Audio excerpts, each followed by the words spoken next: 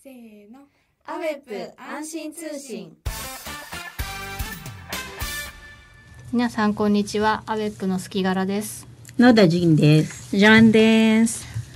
今日のアベップ安心通信は熱中症のお話をしたいと思います。神戸市のホームページによると、去年、熱中症で搬送された人は1089人で、今年に入って6月が149件で、7月はまだ7月7日の1週間でもう103件救急搬送された方がいるそうです。で、今日はどうしたら熱中症を防げるかのお話からしたいと思います。まず、熱中症を防ぐために一つ大事なのは水分補給です。で、こまめな水分補給、喉を、渇いたと思う前にこまめに飲むこと、それから外出をするときは必ず飲み物を持って外出すること。で、2つ目は暑さを避けるということです。で、家にいるときは部屋をエアコンなどで涼しくしてください。それから外出をするときはできるだけ暑いときは外出を控えて、出かけるときは帽子や日傘やあと保冷剤など工夫をして涼しくしてください。Hi, how do we prevent heat stroke? So we have two things to tell you. One is stay hydrated, meaning when you are going out, make sure to have your pet bottle or water bottle with you. Even if you're not thirsty, make sure to drink a little because it's also a way for you to stay hydrated. And then along with that is avoiding the heat. Avoiding the heat meaning when you're going out, you have to make sure to bring stuff like umbrellas, like your portable electric fan, like your cooling paraphernalias on your neck, or wearing comfortable shirts. And when you're staying at home, make sure to turn on your ACs or electric fan or open your windows for the air to come in and refresh your day. Ngayon po ang pag-uusapan natin kung paano po natin ma-avoid ang heat stroke. Ito po yung mga puntos na pwede nating tandaan. Ito po yung kapag naramdaman na po natin na nauuhaw tayo, uminom po tayo ng tubig. Hindi lang po yung nauuhaw tayo, kailangan din po natin talagang uminom ng tubig para mapanatili nating hydrated ang ating katawan, lalong-lalo na ngayong mainit ang panahon. Hindi lamang po na kailangan natin ding gumamit kung sakasakali pong lalabas po tayo ng tahanan, gumamit po tayo ng mga pwedeng pangpapresko sa ating katawan katulad po ng pamaypay, sombrero, payong at mga gamit na pangpalamig sa katawan katulad nung nilalagay sa leeg na pampalamig at towel na basa na nilalagay po sa batok natin. Kung nasa bahay lang naman po tayo, magbukas po tayo ng aircon para mapreskohan po tayo hanggat maaari. Palitan po natin ang cookie natin at buksan ang bintana at para ang pag-ikot ng circulation po ng aircon natin ay mas maganda. はい。では熱中症になるとどういう症状が出るかというのをお伝えすると、まず軽い状態ではめまいがしたり立ちくらみがしたり筋肉痛を感じたり、あと汗がたまらなくなったりします。で、少し重くなると今度頭が痛く頭痛がしたり気分が悪くなって吐き気がする、体がだるいというような症状が出ます。で、さらに重くなると意識がなくなってしまったり痙攣が起きたり体温がとても高くなってしまったり、あとまっすぐにも歩けない、ふらふらしてしまって歩けない、走れないという状況になります。で、もしも意識がないとか呼びかけても反応がしないような場合はすぐに救急車を呼んでください。で、そこまでではなく呼びかけて話ができるような状況であれば、まず涼しい場所に移動して体を冷やす。で、水が飲めるようであれば水分を飲んでもらう。で、様子を見てもし良くならなければやはりお医者さんに行ってください。Okay, what are the symptoms for heat stroke? For the light symptoms, we have dizziness. We have when you're standing up, you feel lightheaded. You have muscle pain, and you are so sweaty. And for a little bit heavier symptoms, you have headache, you are throwing up, you're having fatigue. And then for the severe type of symptoms, you have no memory of what's going on, and you have convulsion, you have high temperature, meaning you have fever, and then you can walk straight, you can even run. During this time, when you ask the patient if he could answer you, if he could respond to you, then make sure that that person is being placed to a cooler place and let him rest, give him or her water so he could be or she be hydrated. And then if the symptoms persist, please call the ambulance and consult the doctor. The number to call is 119. Okay. Ano-ano po yung palatandaan ng symptoms ng isang taong na heat stroke? Ito po yung meron siyang pagkahilo, masakit na kalamnan, di tumitigil yung pagpapawis, meron nakapipil niya rin po na nasusuka, headache, nanginginig ang katawan, mataas na temperatura o yung tinatawag nating lagnat, mahina at hindi kayang tumayo. Kapag ang isang pasyente o isang tao nakaranas ng mga ganito, pwede po tayong tumawag sa call 119, emergency number ng Japan.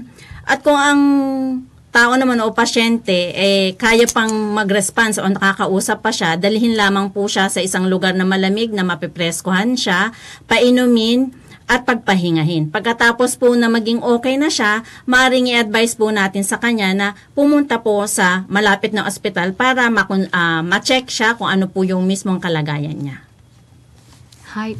日本の環境省に熱中症予防情報サイトというのがありまして、そこに毎日熱中症の危険の度合いが情報として出されています。で、今日7月9日の状況を見ると、赤いのが、その日とても暑くなる場所、一定以上暑くなる、とても危険な暑さですっていうところで、紫はさらに熱中症の危険がありますという警戒アラートというのが出ている首都道府県になります。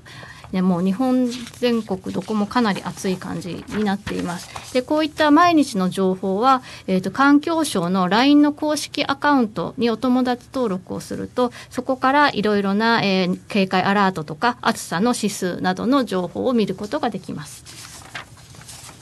Okay. Our Ministry of Environment issued a warning alert for today's activity.In your screen right now, you can see that Japan is covered in purple color and some with red color. So the purple color is the warning alert, and then the red one is a dangerous zone, meaning during this time, the activities outdoors are prevented, and they are advising people not to go out if they don't have any special activities or important activities to go outside. And we would like to inform you about this line account of the Ministry of Environment, so you can access every day the warning alert for heat stroke through this QR code. Okay, yung nakikita po natin sa screen ngayon, ayan po yung temperatura ng Japan. Ayan po yung sa Ministry of Environment site. Yung nakikita nyo po na ang ibig sabihin ng red, yun po yung delikadong lugar na maaari po na tayong ma-heat stroke. Ang sinasabi po dyan na huwag po tayong lumabas kung wala po tayong importante o napaka-espesyal na gagawin, manatili lang po tayo sa loob ng ating bahay. Yung purple naman, ang ibig sabihin po niyan, alert, na maaari po tayong ma-heat stroke dun sa lugar. Kaya dapat po mag-ingat po tayo.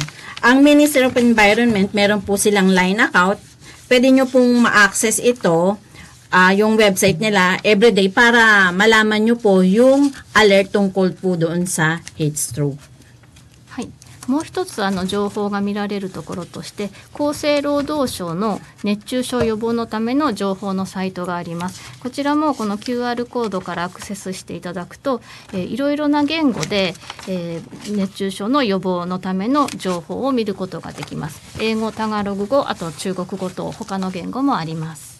Okay. The Ministry of Health, Labor and Welfare has this website which you can access through QR code to see the different languages of preventing heat stroke.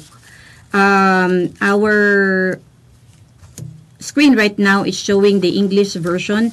There is also Tagalog and other several languages which you can get from that QR code. Ang Ministry of Health, Labor of Welfare, meron po silang site through QR code. Mapapasok nyo po ito, ma-access nyo. Meron po silang iba't ibang lengguwahe na version katulad ng Tagalog, English, Chinese, at iba pang mga lengguwahe. Kapag pinasok nyo po itong QR code, ayun po yung nilalaman yung paano po ma-prevent ang heat stroke. はい。最後に熱中症予防に水分補給がとても大切なんですが、その時に気をつけてほしいことをお伝えします。でまずペットボトル持ち歩くてほしいというふうにお伝えしましたけれども、ペットボトルの飲み物を直接口につけて飲むと、飲み物の中に雑菌が入るので、それを飲み残しを置いておくと菌が増えて、食中毒の原因になります。なので一度ペットボトル開けたものは飲み切った方がいいということと、残った場合は必ず冷蔵庫に入れて保存してください。でそれから水筒も注意が必要です。でお子さんも毎日水筒を持っていく子が多いと思いますが、毎日必ずきれいに洗ってください。で中に入れるのは水、お茶がいいんですが、酸性の飲み物を入れると中の、金属成分が溶け出したりすることがあるので、それも食中毒の原因になりますので気をつけてください。であまり古い水筒は中に傷がついていたりして、そこから成分が出ることがありますので、新しいものに交換してください。 Okay. Since we're talking about heat stroke, we advise you to bring always a PET bottle with you or a water bottle. So we also would like to take this time to give you an advice about food poisoning, which can cause everybody through your PET bottle or through your water bottle. For PET bottles, when you open the PET bottle, make sure to drink all of them. If ever you can drink it. However, if you can't, make sure that that PET bottle should be placed in the refrigerator so as not to increase the bacteria in it. And for the PET water bottle, we always have your children. You always give your children their water bottle every day. So this is also a reason why some kids have a problem in their stomach or cases of food poisoning. So make sure that every day you clean it well. As soon as you get it, they give it back to you when they come home. Make sure to clean it well, and then make sure you don't put in any soda or anything that has juice or anything like that, because it also could cause you a reaction of a chemical inside that water bottle. And then if that water bottle is already old and it has a lot of scratches in it, make sure to change it to new one, because that is also a reason why children get stomach upset or food poisoning. Ngayon po, sinabi namin sa inyo dahil nga po para ma-prevent natin ang heat stroke sa ating katawan, so lagi po tayo may dalang PET bottle. Ito lang po yung ma-advise namin sa paggamit ng PET bottle o sa pag-inom ng PET bottle, na kapag po tayo may PET bottle o PET bottle po. Inumin po natin yung laman nito. Wag po tayo magtitira kung maaari. Kung hindi naman po kaya, wag po nating hayaan na nasa labas lamang po ito kasi po yun po yung pagmumulan ng maraming paglago ng bakterya doon sa tubig. Kung maaari po, ilagay po natin to sa ref para ma-prevent po yung pagdami ng bakterya. Lalong-lalo na po yung mga water bottle natin na pinapagamit natin sa mga anak.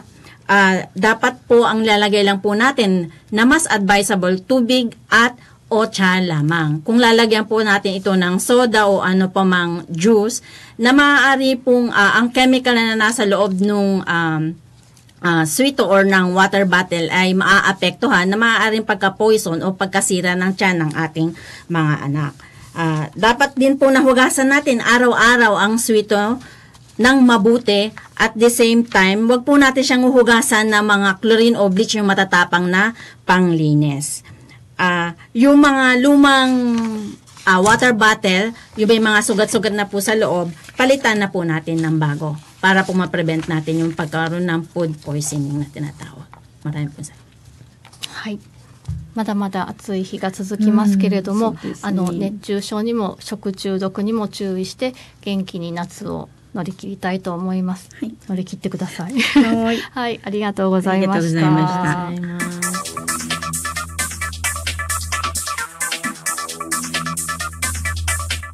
Never forget the Great Hanshin Earthquake, January 17th, 1995. From Nagata FM. Worldwide.